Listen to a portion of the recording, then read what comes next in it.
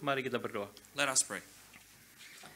Bapa di surga, kami datang kepadamu pada pagi hari ini. Our Father in heaven, we come before you this morning. Kami datang untuk menyembah, memuji, dan memuliakan nama-Mu. We come to praise, worship, and to glorify your name. Karena Engkau telah mengutus anak-Mu yang tunggal datang untuk menyelamatkan kami. For you have sent your Son to save us. Tuhan berkati kami pada pagi hari ini. Please bless us this morning Sehingga ketika kami datang menyembah, memuliakan nama-Mu, as we come to worship and glorify you. Engkau berbicara kepada kami.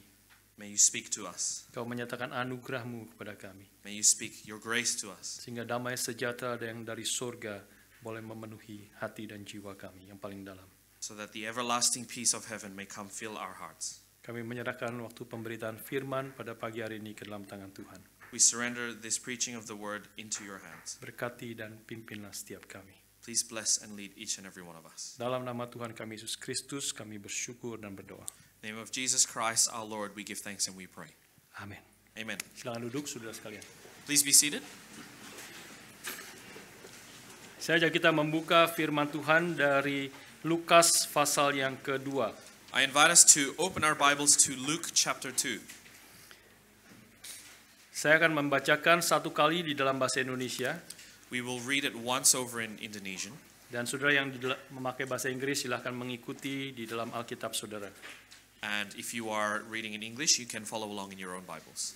Lukas pasal 2 ayat yang pertama hingga ayat yang ke-14. Luke chapter 2, verse 1 to 14. Saya akan bacakan bagi saudara beberapa ayat ini. I will read to you some of the verses. Pada waktu itu Kaisar Agustus mengeluarkan suatu perintah, menyuruh mendaftarkan semua orang di seluruh dunia. Inilah pendaftaran yang pertama kali diadakan sewaktu Quirinius menjadi wali negeri di Syria. Maka pergilah semua orang mendaftarkan diri masing-masing di kotanya sendiri. Demikian juga Yusuf pergi dari kota Nazaret di Galilea ke Yudea, ke kota Daud yang bernama Bethlehem. Karena ia berasal dari keluarga dan keturunan Daud, supaya didaftarkan bersama-sama dengan Maria, tunangannya yang sedang mengandung. Ketika mereka di situ, tibalah waktunya bagi Maria untuk bersalin, dan ia melahirkan seorang anak laki-laki, anaknya yang sulung, lalu dibungkusnya dengan lampin dan dibaringkannya di dalam palungan, karena tidak ada tempat bagi mereka di rumah penginapan. Ayat yang ke-8, verse 8. Di daerah itu ada gembala-gembala yang tinggal di padang menjaga kawanan ternak mereka pada waktu malam. Tiba-tiba berdirilah seorang malaikat Tuhan di dekat mereka dalam kemuliaan Tuhan. Dan kemuliaan Tuhan bersinar meliputi mereka dan mereka sangat ketakutan. Lalu kata malaikat itu kepada mereka, "Jangan takut, sebab sesungguhnya aku memberitakan kepadamu kesukaan besar untuk seluruh bangsa. Hari ini telah lahir bagimu juru selamat, yaitu Kristus Tuhan, di kota Daud. Dan inilah tandanya bagimu, kamu akan menjumpai seorang bayi dibungkus dengan lampin dan terbaring di dalam palungan. Dan tiba-tiba tampaklah bersama-sama dengan malaikat itu sejumlah besar bala tentara sorga yang memuji Allah, katanya, kemuliaan bagi Allah di tempat yang maha tinggi, dan damai sejahtera di bumi di antara manusia yang berkenan kepadanya." Saudara sekalian, berita yang sangat penting pada hari Natal adalah berita yang disampaikan malaikat pada hari ketika Kristus lahir di Bethlehem. Brothers and sisters, the news of Christmas is very important, as is stated by the angels about when Jesus was born. Jangan takut, sebab sesungguhnya aku memberitakan kepadamu kesukaan besar untuk seluruh bangsa.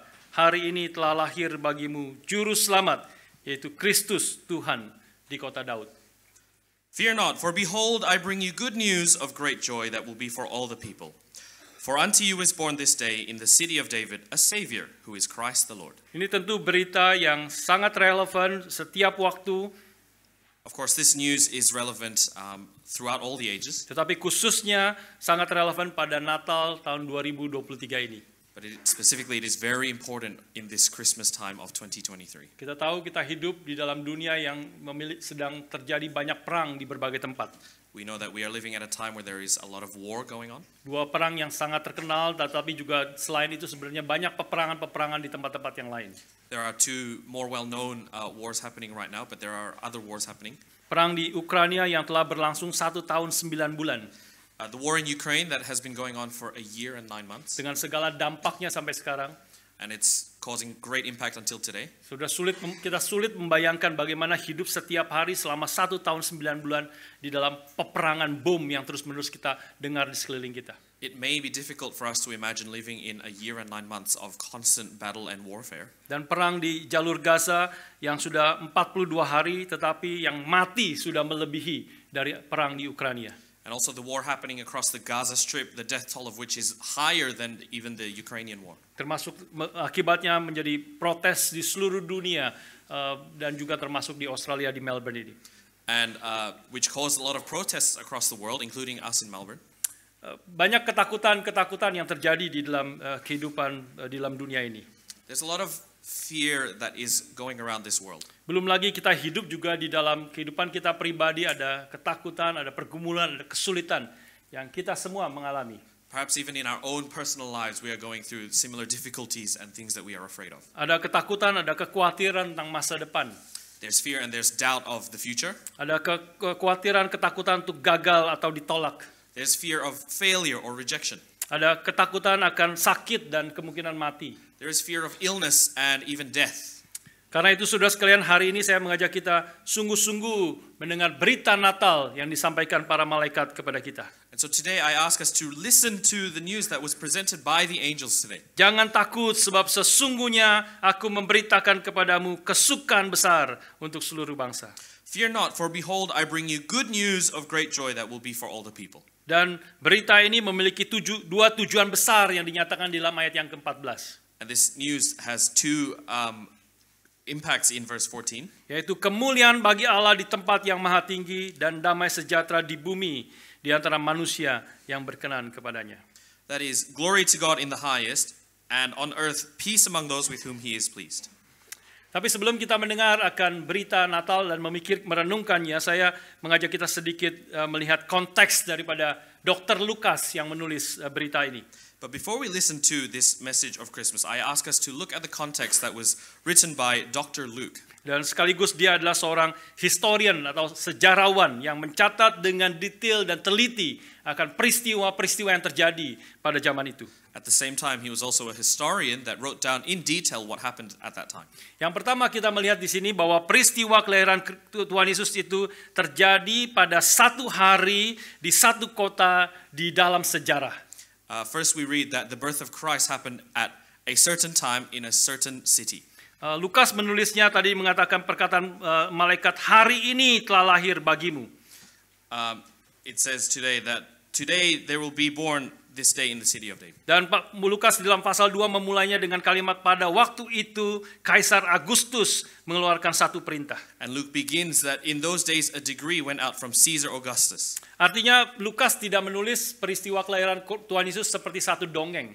So Luke is not writing the birth of Christ as a kind of fairy tale. Bukan menulisnya memulai dengan kalimat pada zaman dahulu kala. He does not begin with once upon a time. Tetapi dia mencatat di dalam apa yang terjadi ini adalah peristiwa sejarah yang terjadi di dalam satu kota di Bethlehem. But he writes about the historical events that happened to the city of Bethlehem. Yaitu pada waktu Kaisar Agustus yang memerintah 31 sebelum Masehi sampai 14 setelah Masehi. That is during the time of Caesar Augustus when he had a decree from 31 BC until 14. Dia mengadakan sensus pertama di dalam seluruh daerah di bawah kekuasaan Roma. And he asked for the first ever census under the Roman Empire. Ini peristiwa yang terjadi ketika Quirinius itu menjadi wali negeri di Syria. And this was when Quirinius was governor of Syria. Artinya ini adalah peristiwa yang sungguh-sungguh terjadi di dalam sejarah yang telah ditetapkan Allah sebelum dunia dijadikan. This means that this event actually happened in history, which has been foreordained by God. Galatia pasal 4 ayat 4 mengatakan ketika genap waktunya Allah mengutus anaknya lahir dari seorang perempuan. Galatians 4 verse 4 says, "But when the fullness of time had come, God sent forth his son born of woman." Ini semakin mengagumkan kita kalau kita mengerti apa yang terjadi kepada Yusuf. And this causes us to be in amazement as we read about what happens to Joseph. Yusuf tinggal di Nazaret. Joseph lived in Nazareth, Tetapi dengan adanya sensus yang pertama ini, dia harus pindah, harus bergerak dari Nazaret menuju ke Bethlehem. but due to this census, he had to move from Nazareth to Bethlehem. Dari Nazaret ke Bethlehem itu kira-kira 150 km. And the difference of distance between the two cities is about 150 kilometers. 150 km kalau kita naik mobil mungkin 2 jam. By car, it would probably take about 2 hours to cross. Tapi pasti tidak ada mobil waktu itu. Obviously, there wasn't a car back then. Dan mereka harus berjalan kaki ataupun naik keledai dengan istrinya yang sedang hamil tua. And so they had to either trek on foot or ride a donkey with a pregnant wife. Dan sehingga Yusuf harus berangkat perjalanan kira-kira 3 hari dari Nazaret menuju Bethlehem. And so Joseph had to walk for about 3 days from Nazareth to Bethlehem. Bethlehem ini semuanya terjadi supaya genaplah apa yang difirmankan Tuhan melalui Nabi Mika di dalam pasal yang kelima. And this is to fulfill what God had prophesied through the prophet Micah in chapter 5. Ayat yang pertama mengatakan, tetapi engkau, hai Bethlehem Efrata, hai yang terkecil di antara kaum-kaum Yehuda, daripadamu akan bangkit bagiku seorang yang akan memerintah Israel, yang permulaannya sudah sejak purbakala, sejak dahulu kala. Verse 2 reads, but you, O Bethlehem Ephratah, who are too little to be among the clans of Judah, from you shall come forth for me one who is to be ruler in Israel, whose coming forth is from of old, from ancient days. Saudara melihat di sini, Tuhan bisa menggerakkan alam semesta supaya kehendaknya jadi. And so you can see here that God has moved all of history and creation to bring forth his will. Apalagi hanya menggerakkan pemimpin terbesar pada saat itu, Kaisar Agustus, untuk mengadakan sensus supaya rencana Allah genap terjadi sesuai dengan kehendaknya. How much more so could he move like one simple ruler to have a census so that his will is fulfilled? Saudara sekalian, artinya Kristus lahir, akhirnya dia lahir di Bethlehem. Bethlehem adalah sekitar lebih kurang 10 km dari Yerusalem. And so Bethlehem, you will know, is 10 kilometers away from Jerusalem. Dan sekarang ini adalah tempat yang sedang berperang, sedang tegang sekali di West Bank, di daerah perbatasan Israel dengan Palestina. And you will hear of this place is currently at war with Palestine across the West Bank. Ini adalah satu kota yang real di mana Kristus datang, lahir di dalam dunia melalui Maria dan Yusuf yang pergi ke Bethlehem. And so this is a real city whereby Joseph and Mary went to and where Jesus was born. Kemarin saya sempat menyaksikan berita tentang apa yang terjadi di Bethlehem sekarang ini. Just yesterday I was reading the news about what is going on in Bethlehem. Bethlehem biasanya di dalam bulan-bulan November menjelang Desember itu sangat ramai. In the months approaching, usually in November and December, Bethlehem is usually very crowded. Karena memang disitulah, seperti firman Tuhan katakan, disitulah Kristus lahir, ada tempat di mana katanya di situ tempat di mana Kristus dilahirkan. And so as God says, that is the city of where Jesus was born, and it is said that they have found where he was laid down. Dan banyak orang-orang Kristen dari seluruh dunia datang pada bulan November, bulan Desember untuk datang mengunjungi Bethlehem. And a lot of Christians fly over to in the months of November and December to the city of Bethlehem. Tetapi sekarang sepi, tidak ada satu turis pun yang datang. But right now it is so quiet with no tourists there at all. Bom terus terdengar di sekitar Bethlehem, Yerusalem dan seterusnya. There are constant airstrikes happening in Bethlehem and the surrounding area. Ini adalah berita juga yang mungkin sangat penting untuk mereka dengar yang sekarang tinggal di Bethlehem. Perhaps this news is important for them to hear for those who are living in Bethlehem. Tentu juga bagi kita pada hari ini. Of course, for us as well. Poinnya di sini adalah saya mau katakan Yesus lahir di satu kota yang real, di Bethlehem. Kota seperti Melbourne, seperti Jakarta, seperti Kuala Lumpur, Auckland, dan sebagainya. The point here being that Jesus was born in Bethlehem, which was a real city, as real as Melbourne or Jakarta or Auckland or Kuala Lumpur. Dan itu untuk menggenapi rencana Tuhan yang telah Dia tentukan sebelum dunia dijadikan. And that was to fulfill God's plan, which he had made before the world was even made. Siapakah Yesus yang lahir ini? And who is this Jesus who was born? Malaikat mengatakan Dia adalah juru selamat. The angels say that he is the Savior. Hari ini telah lahir bagimu juru selamat, yaitu Kristus, Tuhan di kota Daud. For unto you is born this day in the city of David a Savior who is Christ the Lord. Pertanyaannya adalah mengapa kita memerlukan juru selamat? The question then becomes, why do we need a Savior? Alkitab menegaskan karena kita semua manusia telah berdosa dan upah dosa adalah maut atau mati. Because the Bible says that we are all sinners and the wages of that sin is death. Dan arti mati pertama-tama adalah terputusnya relasi manusia dengan Allah, sang hidup itu sendiri. And the first meaning of death can be understood as that separation in our relationship with God, who is life itself. Dan kita tahu ini semua bermula di Taman Eden ketika manusia pertama jatuh dalam dosa. And we know this started in the Garden of Eden when the first human fell into sin. Karena mereka mencurigai hati Allah dan tidak percaya bahwa kehendak Allah itu adalah yang terbaik bagi mereka. Because they were mistrustful of God and doubted that his plan was good for them. Tuhan sudah memberitakan kepada Adam dan Hawa, semua pohon dalam taman ini boleh kau makan dengan bebas. God gave to Adam all of the plants that you see here are free for you to eat. Artinya bukan hanya untuk mereka survive, tetapi untuk mereka boleh menikmati seluruh ciptaan Tuhan yang baik disediakan bagi mereka. So it is not just for them to be able to survive, but they are able to enjoy everything that has been created. Tetapi hanya memang ada satu pohon yang mereka dilarang untuk memakannya, pohon pengetahuan baik dan jahat. But there is one tree that they are forbidden to take from, and that is the tree of the knowledge of good and evil. Karena pada waktu engkau memakannya, pastilah engkau mati. For when you eat of it, you shall surely die. Tetapi melalui perkataan setan, percakapan setan dengan Hawa khususnya, maka mulai menanamkan keraguan dan mulai tidak percaya akan perkataan Tuhan. But of course, through Satan's discussion and talking with Eve, there was planted that seed of doubt. Setan mengatakan kamu tidak akan mati, tapi kamu akan menjadi seperti Allah, tahu tentang yang baik dan yang jahat. Satan says, you shall not surely die, but you shall become like God, knowing good and evil. Maka mereka mulai ragu, Adam dan Hawa mulai ragu dan akhirnya tidak percaya bahwa kehendak Allah itu yang terbaik bagi mereka. And so they began to doubt that God's will for them was the best thing for them. Mereka pikir sendiri, melihat sendiri pohon pengetahuan baik dan jahat itu dan mereka memakannya. And so they saw the tree of the knowledge of good and evil and they ate of it. Karena pada dasarnya mereka tidak percaya perintah Tuhan, perkataan Tuhan yang sudah memberitahukan kepada mereka jangan makan. Mereka rasa itu bukan yang terbaik bagi mereka.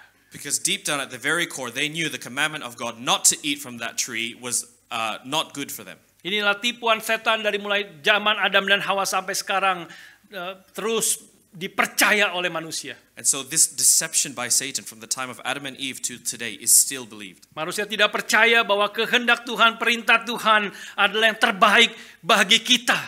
We do not believe that God's word and his commands to us are good for us. Kita mencurigai hati Tuhan bahwa kehendaknya itu adalah untuk mengekang kita, untuk membatasi kita, untuk membuat kita tidak bebas. We doubt we think that his commandments are to restrain us. Dari mulai zaman Adam sampai sekarang banyak jutaan miliaran orang percaya akan perkataan setan itu.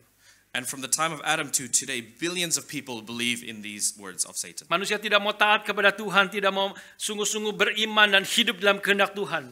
We do not want to obey God and live in faith to him. Karena sedalam-dalam hati manusia tidak percaya inilah kehendak yang bukan hanya berkenan kepada Tuhan.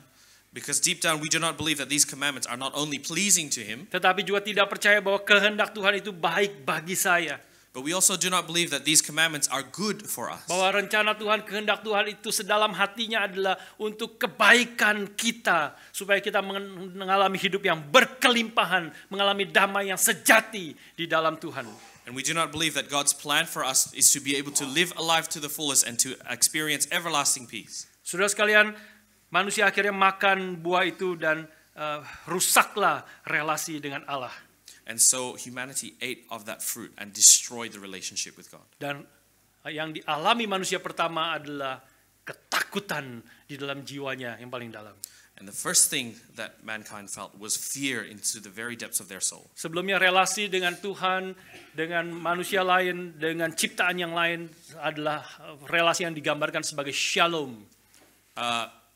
Firstly, the relationship between mankind and all of creation was one of shalom.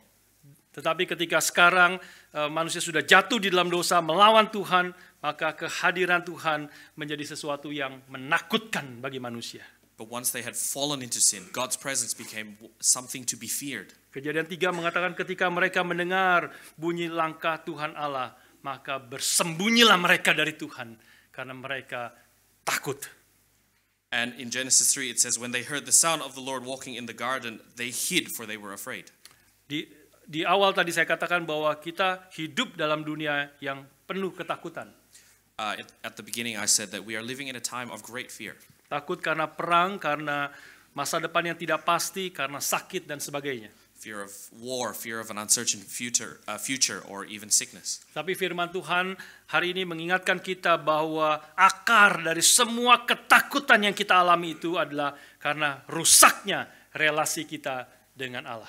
But God's word reminds us that the root of any kind of fear is due to the fact that our relationship with God is broken. Dan ini kemudian mengakibatkan rusaknya akan relasi manusia dengan orang lain. And this leads to the destruction of our relationship with other people. Dan hilangnya damai sejahtera dari manusia dalam hatinya, dalam jiwanya.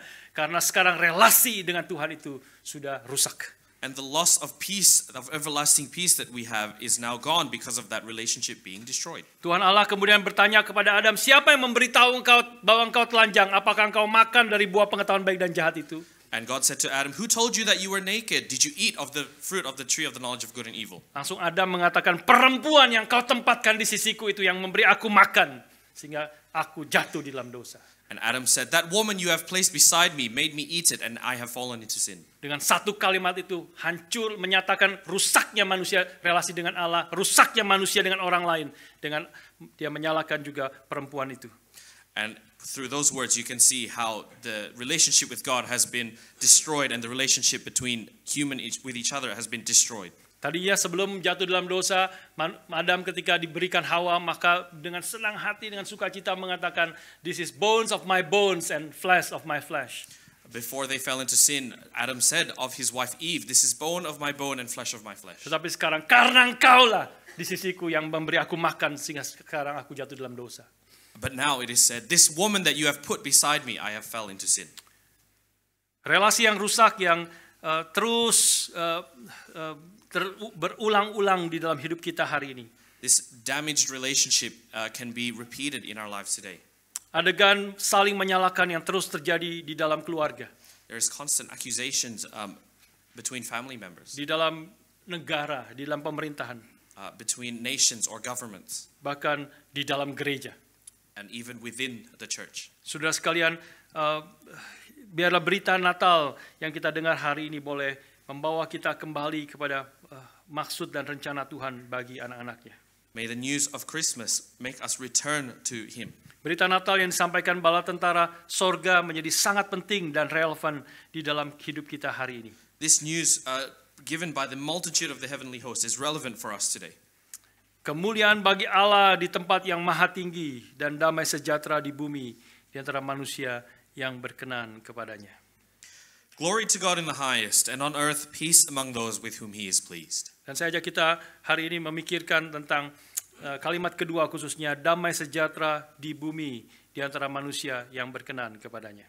And I ask us to reflect upon the words here, peace among those with whom He is pleased. Damai yang paling penting dan yang paling mendasar di dalam hidup kita adalah damai dengan Allah. The most important peace at the core of our being is peace with God. Karena persoalan dasar yang membuat kita mengalami segala ketakutan dan tidak ada damai, rusaknya relasi satu dengan yang lain karena rusaknya relasi kita dengan Allah. Dan itulah sebabnya Kristus datang untuk memperdamaikan kita dengan Allah. And that lack of peace we have, and all the damaged relationships we have, is due to that broken relationship we have with God. And that is why Christ came to restore the peace and be a peacemaker for us. Tanpa damai dengan Allah, maka semua pengalaman damai kita hanya bersifat sementara dan superficial. Without peace with God, any peace you might feel now is temporary and superficial. Dan ayat yang penting berkaitan dengan ini adalah dalam Roma 5 ayat yang pertama. And an important verse in regards to this is found in Romans 5, Ayat yang pertama. verse 1.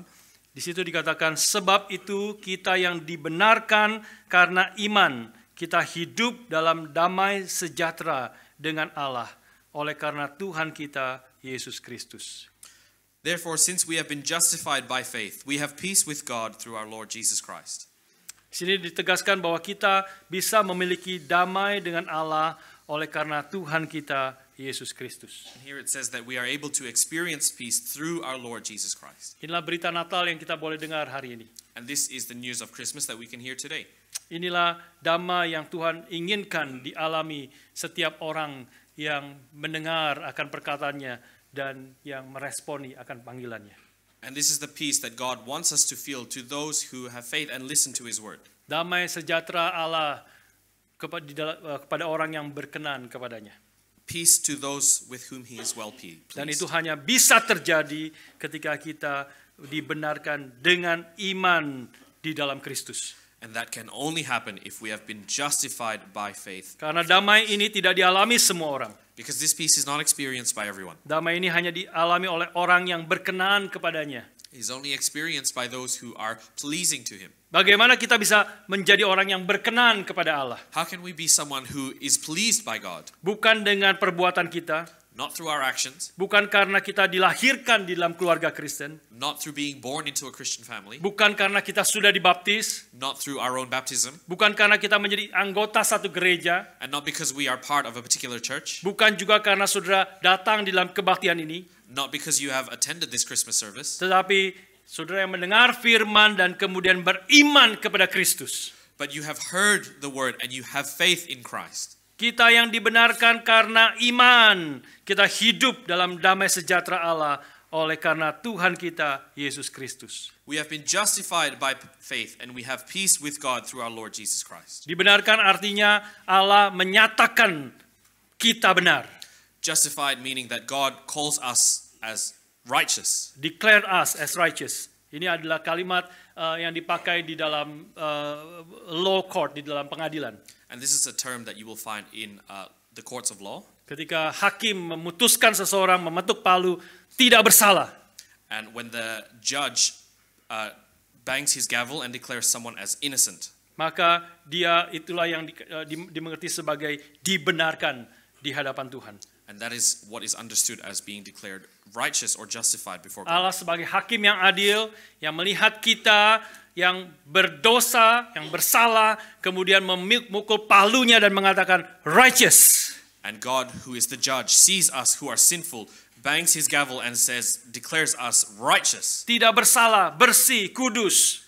There is nothing wrong with them and they are clean, they are holy. Bagaimana bisa terjadi? How can this happen? Bukankah kita adalah orang yang berdosa? Tadi Alkitab berkali-kali menegaskan mulai dari Adam dan Hawa. Roma pasal 3 menegaskan kita semua sudah berdosa dan telah kehilangan kemuliaan Allah. And how is this possible? In the Bible, from the time of Adam to even Romans 3, that says we have sinned and fallen short of God's glory. Efesus mengatakan kita adalah orang-orang yang patut dimurkai Allah karena dosa-dosa kita.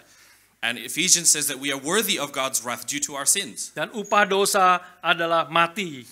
And the wages of sin is death. Mazmur pasal ke-24 mengatakan kepada kita, The Psalms chapter 24 says to us, siapakah yang boleh naik ke atas gunung Tuhan? Siapakah yang boleh berdiri di tempatnya yang kudus? Orang yang bersih tangannya dan murni hatinya, yang tidak menyerahkan dirinya kepada penipuan dan tidak bersumpah palsu. Verse 3 to 4 reads, Who shall ascend the hill of the Lord, and who shall stand in his holy place? He who has clean hands and a pure heart, who does not lift up his soul to what is false, and does not swear deceitfully. Orang yang bersih tangannya dan murni hatinya. He who has clean hands and a pure heart. Bukan hanya klaim kita, tetapi Tuhan yang melihat hati kita yang paling dalam, perbuatan kita setiap hari, yang bersih tangannya dan murni hatinya. And it is claimed by God who has seen the very depths of our hearts, and he has claimed us clean and pure. Siapa yang bisa berani mengatakan itu di hadapan Tuhan? Who can call themselves that before God? Aku bersih tangannya, murni hatinya, seluruh hidupku berkenan kepada Tuhan. Who can say that I have clean hands and a pure heart, and I have lived faithfully?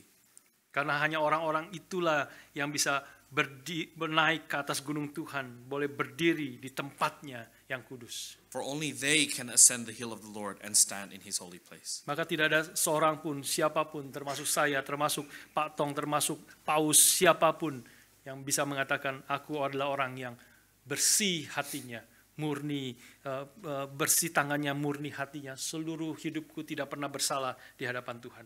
And there is no one, not even I or Pastor Stephen Tong or even the Pope, who can say I have clean hands and a pure heart. Kita semua adalah orang-orang yang sudah berdosa dan patut menerima murka daripada Allah. We are all people who have sinned and are worthy to receive God's wrath. Karena itulah berita Natal adalah berita baik bagi kita sekalian. That is why the news of Christmas is good news. Karena Kristus datang untuk memperdamaikan kita dengan Allah. Because Christ came to make peace between us and God. Dan kita hanya bisa menerima itu dengan iman percaya kepada Dia. We can only receive that through faith in Christ. Justru menyadari kita adalah manusia yang berdosa, bahwa tidak ada apapun di dalam diri kita yang boleh membawa kita berkenan di hadapan Tuhan. Of course, we know that we are sinful and there is nothing we can do to make us be pleased by Him. Maka kita boleh datang di hadapan Tuhan, berdiri di tempat yang kudus semata-mata karena anugerahnya di dalam Kristus yang kita terima dengan iman. And we come to Him and we can stand in that holy place only due to the grace of Christ. Martin Luther mengatakan iman itu seperti tangan orang yang meminta-minta yang terulur, have mercy on me. Martin Luther says that this imagery is like one of a beggar with outstretched hands that says, have mercy on me. Itulah gambaran juga yang Alkitab katakan orang pemungut cukai yang datang kepada Tuhan tidak berani melihat ke atas. And the Bible also paints a picture of a tax collector who does not dare to even look up towards God. Dan dikontraskan dengan orang Farisi yang datang mengangkat tangannya berdoa, aku bersyukur kepadamu Tuhan. Contrasted with the image of a Pharisee who prays out loud, I am thankful to you, God. Karena aku berpuasa seminggu 2 kali. For I fast 2 times a week. Aku memberi perpuluhan. I give a tenth of my Aku wages. melakukan ini dan aku melakukan itu. I'm doing this and I'm doing that. Dan aku tidak seperti pemungut cukai itu. And I am not like that tax collector over there. Tapi Tuhan mengatakan orang Farisi itu pulang tidak dibenarkan oleh Tuhan. But the Bible says that Pharisee went home not justified. Tetapi pemungut cukai yang datang tidak berani melihat ke atas. But the tax collector dared not even to look up. Menyadari akan dosanya yang begitu besar. And he realized how sinful he is. Dan dia berseru kepada Allah. And he cried out to God Sambil memukul dadanya. while he's beating his Have chest. mercy on me, O Lord, And he for said, I am a sinner. Berbelas kasihanlah Tuhan kepadaku, karena aku orang berdosa. have mercy on me, O Lord, for I am a sinner. Dan Alkitab mengatakan orang yang demikianlah yang pulang sebagai orang yang dibenarkan oleh Tuhan. And the Bible says that he went home justified. Inilah orang yang beriman, yang percaya kepada Kristus. This is someone who has faith and belief in Christ. Percaya bahwa satu-satunya jalan aku boleh diperdamaikan dengan Allah adalah melalui Kristus yang telah datang ke dalam dunia. Who believes that the only way to God is through faith in Christ who came into the world. Supaya damai sejahtera dialami oleh manusia yang berkenan kepadanya. So that peace is experienced by those with whom he is well pleased. Karena ketika kita percaya beriman kepada Kristus sebagai Tuhan dan Juru Selamat, Because we believe in Christ as our Lord and our Savior. kita dipersatukan dengan Dia dan kebenaran Kristus itu diperhitungkan kepada kita. And we are united with him and his righteousness is counted as ours. Seperti salah satu ayat yang tadi kita baca dalam 2 Korintus 5:21. Just like the verse we have read earlier in 2 Corinthians verse 20. Dia yang tidak mengenal dosa dijadikan dosa karena kita, He who knew no sin was made to be sin for our sake, supaya kita dibenarkan di dalam Dia. so that we are made righteous in him. Kita di dalam Dia adalah karena kita beriman di dalam Kristus. Being United to Him. united to him is through our faith in him. Dia yang tidak mengenal dosa, Kristus yang tidak berdosa, dia suci dan kudus dan benar di hadapan Bapa. He who knew no sin, who was righteous before God, Tetapi dia harus mengalami murka Allah, mati menanggung dosa kita. he had to experience God's wrath and die in our place. Itulah tujuan akhir Kristus datang ke dalam dunia. And that is the goal of Christ coming to this world, Supaya dia mati menebus dosa kita. so that he would die and cleanse us from our sin. Supaya setiap orang yang beriman di dalam Kristus boleh dibenarkan oleh Allah. So that anyone who believes in Christ will be declared righteous. Saudara sekalian, ketika kita beriman dalam Kristus, maka damai sejahtera Allah itu akan memenuhi hati kita. And when we have faith in Christ, that peace will fill our hearts. Bukan berarti seluruh hidup kita akan dipenuhi dengan damai sejahtera. It does not mean that. Could you repeat that? Bukan berarti tidak ada kesulitan dan tidak ada pertengkaran di dalam hidup kita, It does not mean that there are no difficulties in our life, karena kita masih hidup di dalam dunia yang berdosa. because we are still living in a sinful world. Karena pekerjaan Tuhan itu belum sepenuhnya terjadi di dalam hidup kita. Because God's work is not yet complete in us, Tetapi pekerjaan Tuhan yang krusial sudah terjadi dalam hidup kita ketika kita dipersatukan dengan Kristus. but God's work that is crucial has been done in us in being united in Christ. Seluruh hidup kita sekarang diperdamaikan dengan Allah. Our life has been made at peace with God. Tuhan melihat kita sebagai orang yang tidak lagi bersalah di hadapan Dia. God sees us as someone who is no longer in wrong before Him. Karena Tuhan melihat Kristus yang ada dalam kita dan kita yang ada di dalam Kristus. Because God sees Christ who is in us and we who are in Christ. Meskipun kita masih banyak dosa, meskipun kita masih banyak kesalahan, Even though we may still have a lot of sins or wrongdoings, tetapi Dia melihat kita seperti Kristus yang suci, yang kudus, yang berkenan kepada Allah. but He sees us like Christ who is holy and righteous and pleasing to God. Dan itu semua hanya bisa terjadi melalui iman kita di dalam Kristus yang mempersatukan kita dengan Dia. And that can only happen through our faith in Christ that unites us to Him. Biarlah Natal pada tahun ini, May this Christmas this year, saudara-saudara boleh setiap kita yang di sini maupun yang di atas boleh sungguh-sungguh beriman dan percaya di dalam Kristus. may each of us here, downstairs or upstairs, truly have faith in Christ. Sehingga damai sejahtera di bumi itu kita boleh alami sebagai orang-orang yang berkenan kepadanya. So that the peace that is on earth may be experienced by us who He is pleased with. Dan damai dengan Allah itu kemudian akan berdampak di dalam kehidupan kita, di dalam relasi kita dengan orang lain dan relasi kita dengan diri kita sendiri. And that peace will have great impact in our relationship with others and with our relationship with ourselves. Dampak daripada damai dengan Allah, maka kita juga memiliki damai dengan diri kita sendiri. And the impact of God's peace is that we are also at peace with ourselves. Sudah kita tahu kita hidup di dalam zaman yang penuh dengan tekanan, We know we are living in a time of great threats. dengan banyak kegelisahan dan ketidakpastian. There's a lot of uncertainty happening. Khususnya anak-anak muda sekarang juga banyak yang mengalami mental health problem dan depresi, stres dan sebagainya. There are a lot of young people who are going through mental health issues or even depression. Dan salah satu kata yang tren bukan di Australia saja, tetapi juga khususnya di Indonesia. And one of the terms that might be considered trendy even in Indonesia, Anak-anak muda sering mengatakan saya perlu time untuk healing. a lot of young people will say, I need time to heal. Ya, banyak kesulitan dan pergumulan dan perlu waktu untuk healing.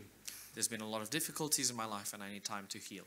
Dan salah satu problem besar di dalam dunia modern adalah juga loneliness.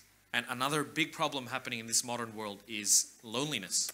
Suatu studi mengatakan 33% orang dewasa di dunia ini itu merasa lonely atau kesepian.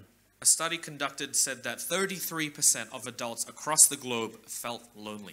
Dan ini bukan hanya berbahaya, tetapi sebenarnya mematikan. This is not only dangerous, it is deadly.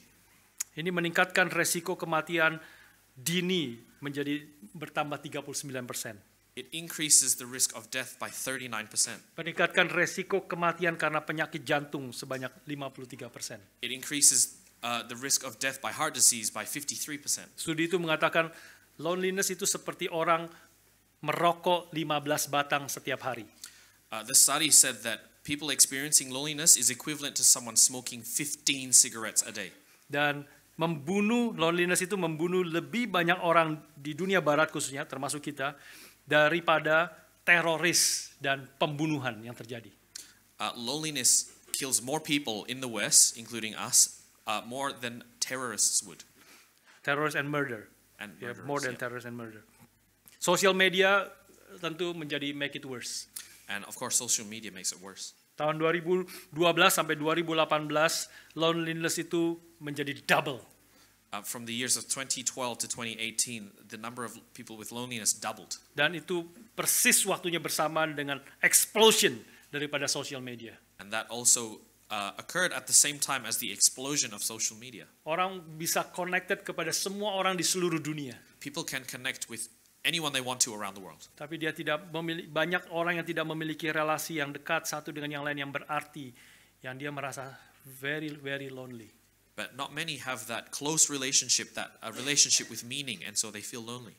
Khususnya di dunia barat, di Amerika, di Eropa. Specifically in the Western world, in the US and Europe. Zaman-zaman Natal adalah zaman waktu-waktu yang sangat rentan terhadap loneliness. This time of Christmas is rife with loneliness. Angka kematian bunuh diri pada waktu Natal itu meningkat tajam. And the number of suicides happening in this time of Christmas shoots up. Karena Natal biasanya Thanksgiving dan sebagainya, orang banyak yang berkumpul dengan keluarga mereka. Because Christmas is usually a time of Thanksgiving where people gather with their families. Tapi cukup banyak juga di antara mereka yang tidak punya orang yang dia boleh datang dan menikmati waktu bersama-sama. But there are many who don't have anyone that they can come to and celebrate with. Ini menjadi bukan hanya problem pribadi lepas pribadi, keluarga lebih keluarga, tapi menjadi problem di banyak negara. And this isn't a problem, a personal problem or just between families, but it is a nationwide problem. Sudah tahu tidak bahwa di UK itu ada Ministry of Loneliness? Did you know that in the UK that there is someone called the Ministry of Loneliness? Dan juga di Jepang baru-baru ini. And even in Japan just recently. Mereka sadar ini problem yang besar di dalam hidup manusia. They realize this is a very big problem. Sampai mereka membuat satu departemen, satu kementerian, menteri kesepian. And so the government has made its own body, a ministry, and declared someone as a minister of loneliness. Nanti saudara bisa search itu, UK, Jepang, dan di Australia tidak punya, belum, tapi orang semua banyak yang menyuarakan, kita juga perlu Ministry of Loneliness.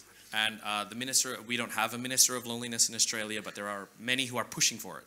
Australia punya Minister of Mental Health. We instead have a minister of mental health. Saudara sekalian, berita Natal pada hari ini. Brothers and sisters, the news of Christmas today. Ketika kita datang kepada Tuhan dan memiliki damai yang sejati dengan Allah. When we come to God and have peace with God. Dan kita datang percaya beriman kepada Dia.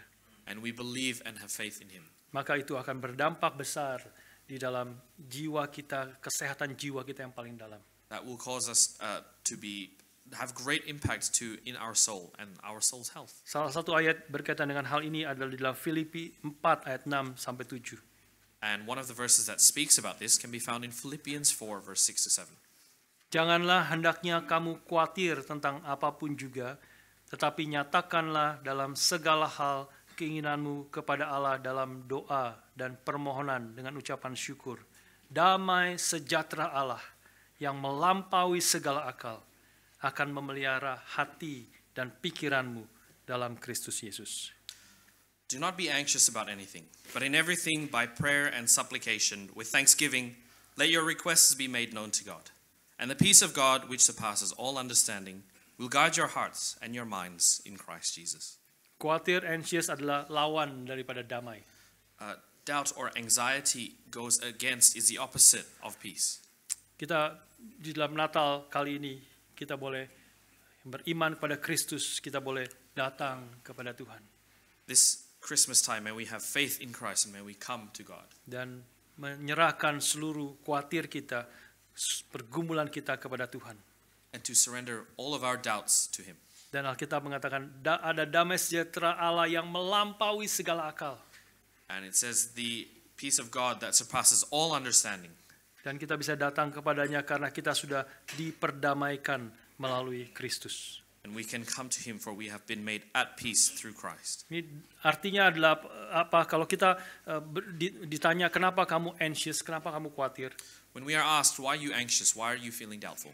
Kita bisa memberi banyak alasan, bisa memberi 10 alasan yang logis, yang masuk akal kenapa saya anxious.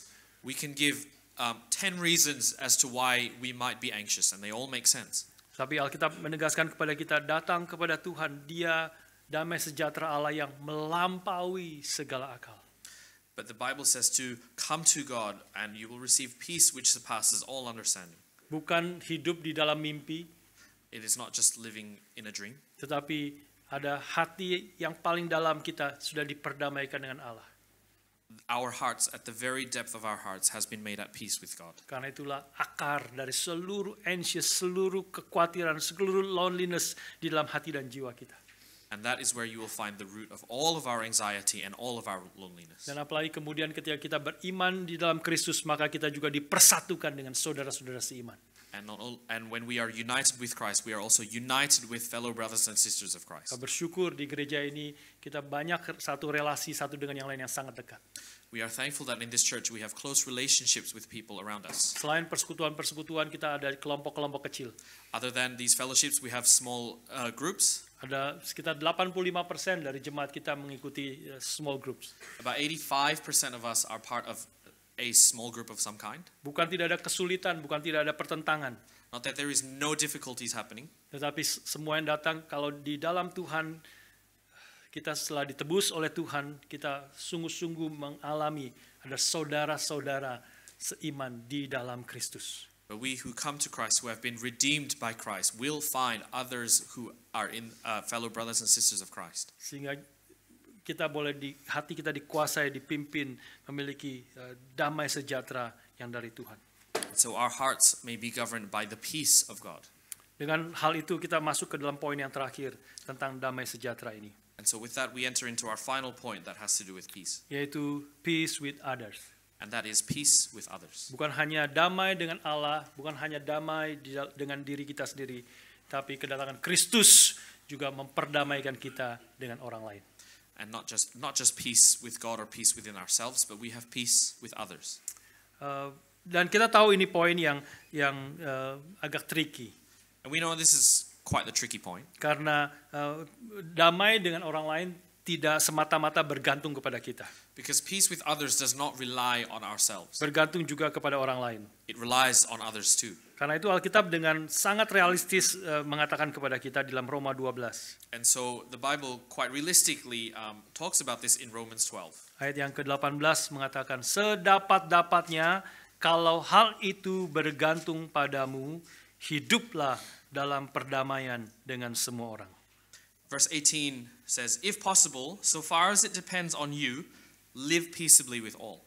Sangat realistis bukan?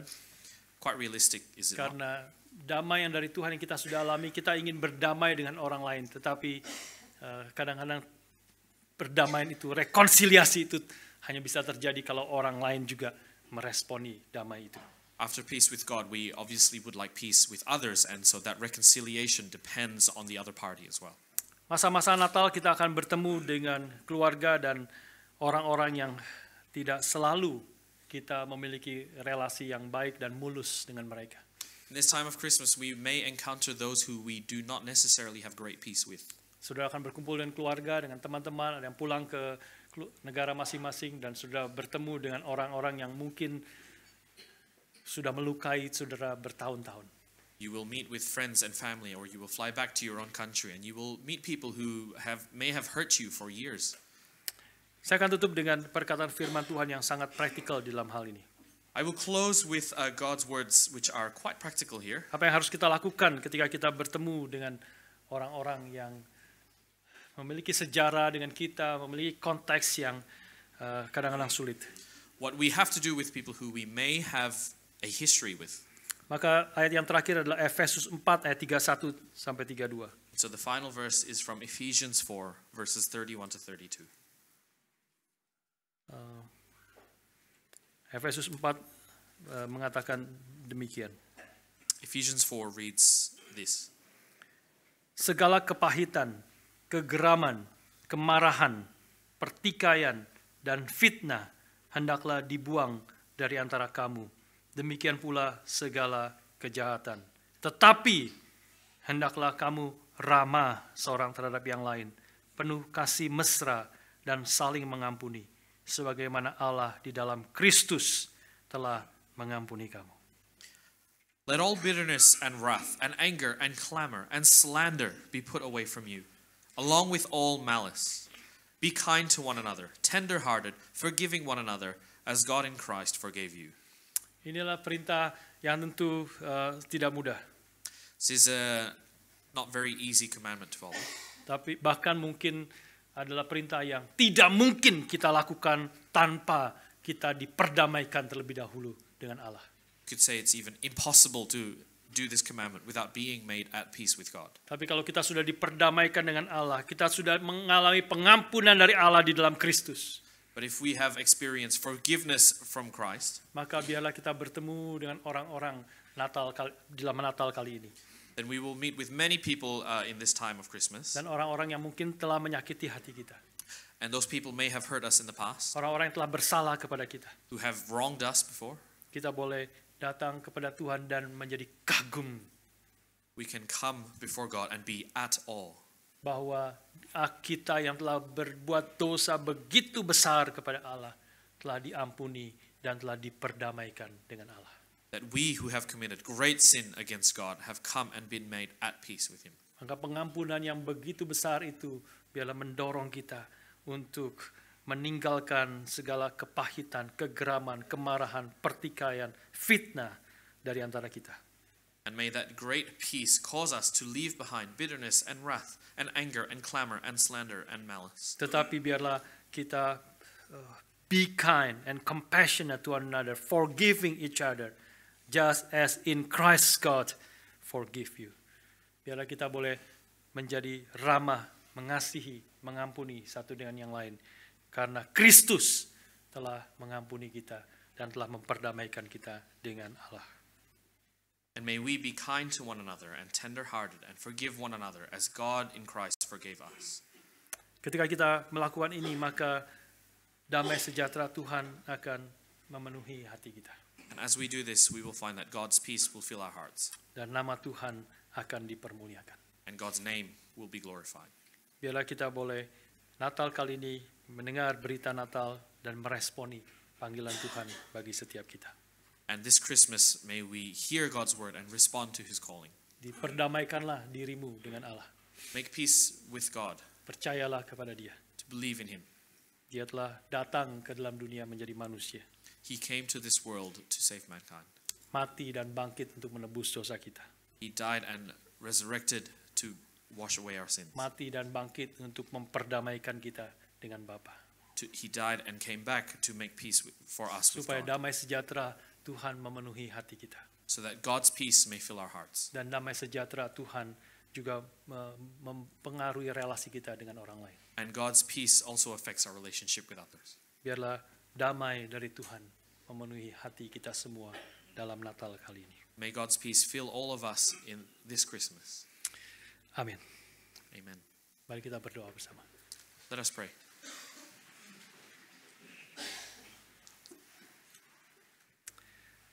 Bapa di surga, kami bersyukur untuk hari ini. Our Father in heaven, we give thanks today Bersyukur karena Kristus telah datang ke dalam dunia for Christ has come to this world untuk menyatakan kemuliaan dari Allah sendiri to make known your glory dan untuk memberikan damai sejahtera-Mu bagi setiap orang yang berkenan kepadamu. and to give your peace to those whom you are pleased with. Tuhan, jadikan kami orang-orang yang berkenan kepada Tuhan. May we be those who are counted as those who you are pleased with, Bukan dengan kekuatan kami sendiri, not through our own strength, tapi semata-mata karena anugerah di dalam Kristus but only through the strength given by Christ, yang kami terima melalui iman semata-mata. that we receive only by faith. Tuhan, berkati kami semua. Please bless each and every one of us. Kalau ada di antara kami yang belum sungguh-sungguh mengenal dan percaya kepadamu, If any one of us has not yet believed in you, yang belum diperdamaikan dengan dirimu ya Bapa, that has not been made at peace with you, kiranya anugerah-Mu turun kepada mereka. may your grace come to them, Dan Tuhan memperdamaikan mereka melalui iman di dalam Kristus. and may you give them the peace through faith in Christ. Kami bersyukur dan berdoa We give thanks and we pray dalam nama Tuhan kami Yesus Kristus, Juru Selamat kami yang telah datang ke dalam dunia. in the name of Jesus Christ, our Savior who has come to this world. Amin. Amen.